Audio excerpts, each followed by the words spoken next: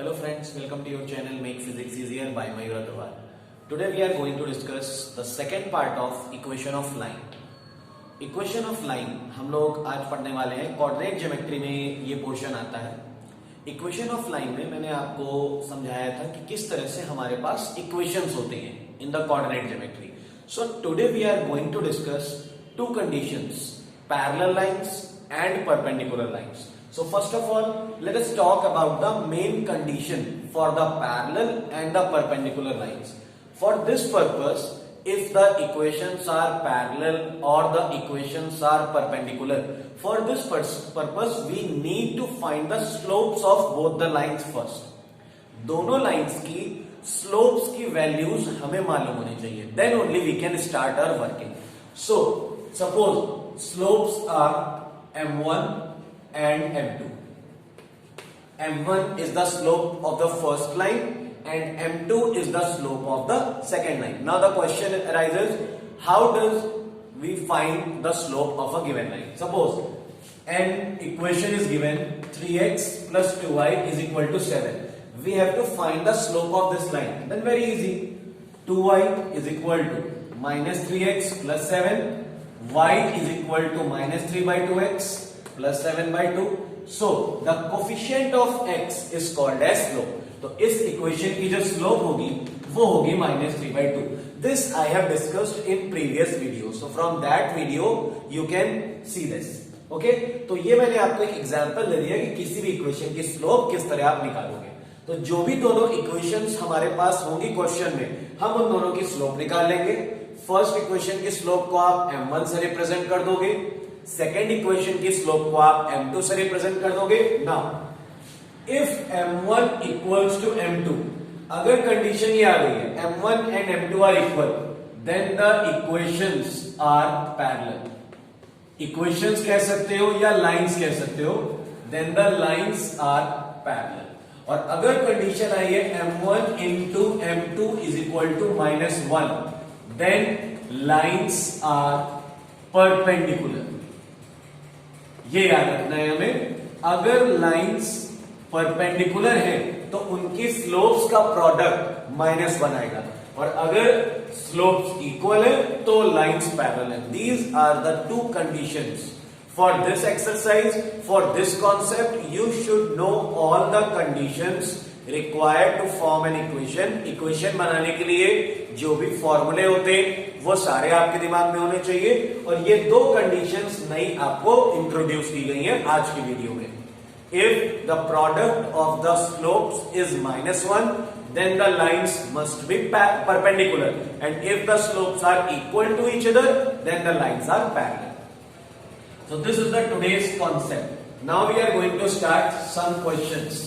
So in today's video we just discuss how to apply this formula only.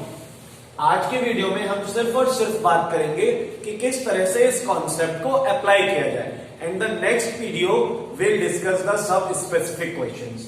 तो पहला question मैंने select किया हुआ है, if 2x minus 3y plus 5 is equal to 0. This is first equation. And px plus 6y plus 7 is equal to 0. This is the second equation. These are parallel lines. ये जो भी दो equations मैंने दी, these are parallel lines. Find p. यहां पर आपको second equation में एक वेरिएबल दिख रहा होगा p. हमें इस वेरिएबल की वैल्यू निकालनी है. हमें हेल्प क्या दी गई है, लाइंस आर पैरेलल. सो सबसे पहले हम लोग फर्स्ट इक्वेशन लिखते हैं, 2x minus 3y plus 5 is equal to 0. यहां से हम स्लोप निकालते हैं. सो 2x plus 5 is equal to 3y. 3 divide में हो जाएगा 2 by 3x plus 5 by 3 is equal to y. तो x का जो कोफिशिएंट है वो 2 by 3. तो यहां से स्लोप आ गई m1 2 by 3. इसी तरह सेकेंड इक्वेशन हम प्लेस करते हैं, px plus 6y plus 7 is equal to 0. So 6y is equal to minus px minus 7. So y is equal to minus p by 6x and minus 7 by 6. यहां से अगर हम compare कराते हैं तो m2 मतलब सेकेंड स्लोप आ रही है -p/6। यहां x का कोफिशिएंट -p/6 है बिकॉज लाइन्स आर पैरेलल। क्योंकि क्वेश्चन में हमें दिया गया है lines parallel, so m1 must be equal to m2। Parallel line की कंडीशन यही होती है, slopes are equal, so 2/3 is equal to -p/6। Cross multiply कराया, so 12 is equal to -3p, तो p की वैल्यू यहां से आ गई -4। This is the value of p। ये थे हमारे टाइप 1 क्वेश्चंस, बहुत इजी। हमें दो इक्वेशंस दी गई है, कहा गया है दोनों पैरेलल है, तो ये जो वेरिएबल यहां पर छुपा हुआ है x का कोफिशिएंट, उसकी वैल्यू हमें निकालनी है। तो दोनों इक्वेशन से हमने m1 और m2 निकाल लिया। पैरेलल की कंडीशन होती है m1 is equal to m2, वो प्लेस कर दी, सॉल्व करके p की वैल्यू आ गई।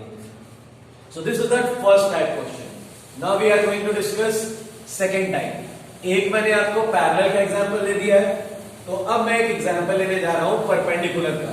क्वेश्चन की लैंग्वेज कुछ इसी तरह रहेगी, सिर्फ एक वर्ड चेंज हो जाएगा, वो हो जाएगा perpendicular.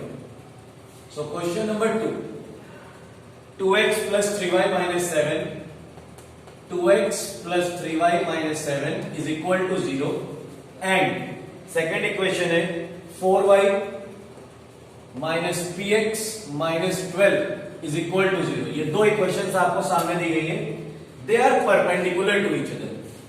These equations are perpendicular to each other। Then find the value of p।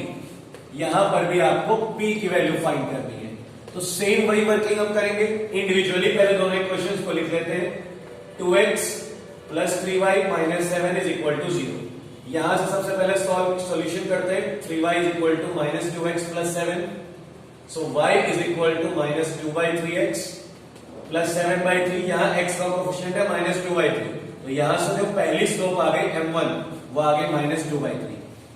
Second equation लिखते हैं 4y minus px minus 12 is equal to 0, so 4y is equal to px plus 12, so y is equal to p/4x plus 12/4।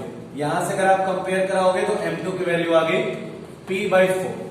m1 हमारे पास आ चुका है, m2 दोनों values आ चुकी है। Perpendicular के लिए कंडीशन होती है m1 into m2, product must be -1, so -2/3 multiply p/4 is equal to -1। Solve करा लेते हैं। -2p upon 4 3 12 is equal to -1, so -2p is equal to -12, so the value of p will become +6। तो इस तरह से perpendicular equations अगर दी गई है और एक वेरिएबल है उन इक्वेशन में, उसकी वैल्यू में निकालनी है, तो हम इस तरह से निकाल सकते हैं। इंडिविजुअली दोनों लाइंस की पहले स्लोप्स फाइंड कर लेंगे, स्लोप्स फाइंड करने के बाद उनका प्रोडक्ट -1 के इक्वल रख देंगे। सो this is the type 2 questions. Next type के क्वेश्चंस पर आते हैं, टाइप 3। Type 3 question. अब इस बार हमारा क्वेश्चन का लेवल जो है वो थोड़ा सा बदला है। अभी हमारे डायरेक्ट क्वेश्चन दिए थे, डायरेक्ट के लिए थोड़ा सा इसमें चेंज है। We have to find the equation of a line which is parallel to किसके पैरेलल है, ये हमें दिया गया है 3x plus 2y is equal to 8 and pass through the point। साथ ही साथ हमें यह दिया गया है कि किस पॉइंट से ये पास थ्रू हो रही है, और वो पॉइंट है 0,1। तो याद रखिएगा ये हमारे टाइप 3 के क्वेश्चंस। जब आपको एक इक्वेशन दी गई है, we have to find the equation of that line which is parallel to this equation and passing through this equation. तो याद होगा आपको, सबसे पहले हम लोगों को इसमें रिवाइज कर लेना होगा कि हम कौन सा इक्वेशन का फॉर्मेट लगाएंगे। तो यहां से हमें स्लोप मिल जाएगी। सबसे पहले हम यहां से स्लोप निकाल लेते हैं। 3x plus 2y is equal to 8, so 2y is equal to -3x plus 8, so y is equal to -3/2x plus 8/2। तो यहां से जो स्लोप मिल रही है आपको m1 वो है -3/2, लेकिन ये जो स्लोप आई है ये इस लाइन की आई है जो हमारी रिक्वायर्ड लाइन है। रिक्वायर्ड जो लाइन है उसकी स्लोप क्या हो जाएगी, रिक्वायर्ड स्लोप जो हो जाएगी m2 that is equals to m1, क्योंकि लाइंस पैरेलल है। सो m2 की वैल्यू भी सेम आ गई -3/2। और m2 पता चल गया और दूसरा ये कोऑर्डिनेट पता है 0,1, this is x1 y1 suppose. जब हमारे पास m की वैल्यू होती है मतलब स्लोप होती है और कोऑर्डिनेट होता है, तो स्लोप और पॉइंट फॉर्मूला लगाते हैं जो कि होता है y minus y1 is equal to m x minus x1। ये एक स्लोप जब होती है हमारे पास और कोऑर्डिनेट होता है तब हम ये फॉर्मूला लगाते हैं, लगा देते हैं ये फॉर्मूला। सो y माइनस y1 की वैल्यू 1, स्लोप के प्लेस में -3/2 और x1 की वैल्यू 0। सॉल्व करा लेते हैं। So 2y minus 2 is equal to -3x, 3x को यहां कनेक्ट कर लेते हैं, 3x plus 2y minus 2 is equal to 0। तो इस तरह से हमारे पास हमें ये इक्वेशन मिल गई। तो देखिए सबसे पहले जो इक्वेशन आपको दी रहेगी उसकी हेल्प से आप स्लोप निकाल लोगे। पैरेलल में स्लोप्स इक्वल होती है तो वहां से सेकंड स्लोप आ जाएगी जो रिक्वायर्ड इक्वेशन है, जो हमें निकालनी है उसकी स्लोप, और वो जो पॉइंट जिससे पास थ्रू हो रहा है वो हो जाएगा x1 y1। फिर स्लोप पॉइंट फॉर्मूला लगा देंगे और हमारे पास फाइनली इक्वेशन आ जाएगी। तो ये था पैरेलल के लिए। अब अगला इसी कॉन्सेप्ट पर बेस्ड होगा लेकिन परपेंडिकुलर के लिए। नेक्स्ट क्वेश्चन में हम लोग कॉन्सेप्ट कुछ इसी तरह का रखेंगे, सिर्फ पैरेलल की जगह परपेंडिकुलर बन जाएगा। We have to find the equation of a line which is perpendicular to,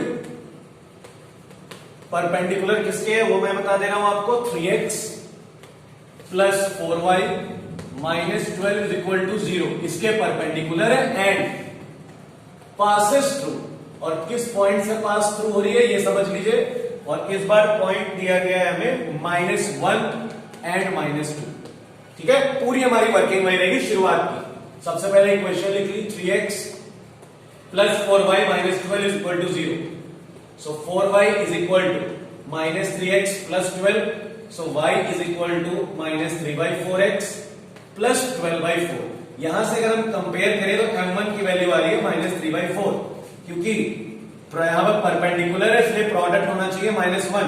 so m2 की वैल्यू आएगी -1 अपॉन m1, सो m2 हो जाएगा -1 अपॉन -3/4, जिस वजह से m2 की वैल्यू हो जाएगी 4/3।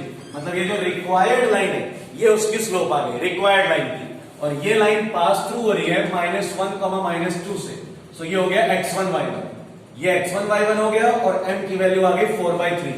अब आप जानते हो फॉर्मूला किस तरह अप्लाई करना है, y minus y1 is equal to m x minus x1, सीधे सारी वैल्यूज रख दीजिए। सो y माइनस y1 की वैल्यू -2, m की वैल्यू 4/3 एंड x -1। सॉल्व करा लेते हैं इसे। So y plus 2 is equal to 4/3 x plus 1, cross multiply हो जाएगा पहले, 3y plus 6 is equal to 4x plus 4। Solve करा लेंगे, 0 is equal to 4x minus 3y plus 4 minus 6। Overall simplify करा लेते हैं, 4x minus 3y minus 2 is equal to 0। तो ये आ गई इक्वेशन जो कि इस इक्वेशन के परपेंडिकुलर है और -1, -2 से पास हो रही है।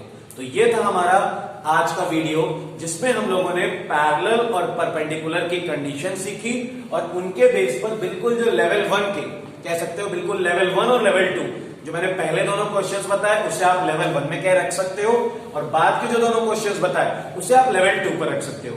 तो इन क्वेश्चंस को मैंने आपसे डिस्कस किया। नेक्स्ट वीडियो में मैं इसी पार्ट के आपके साथ मिलता हूं और कुछ अच्छे क्वेश्चन जो कंडीशनल क्वेश्चंस होते हैं जिनमें फॉर्मूले के साथ साथ कॉन्सेप्ट के साथ साथ थोड़ा सा हमें अलग से IQ भी अपना अप्लाई करना पड़ेगा, लगाना पड़ेगा, उनकी बात करते हैं। तो वीडियो को देखकर लाइक जरूर करिएगा और अपने फ्रेंड्स में शेयर जरूर करिएगा। Thank you.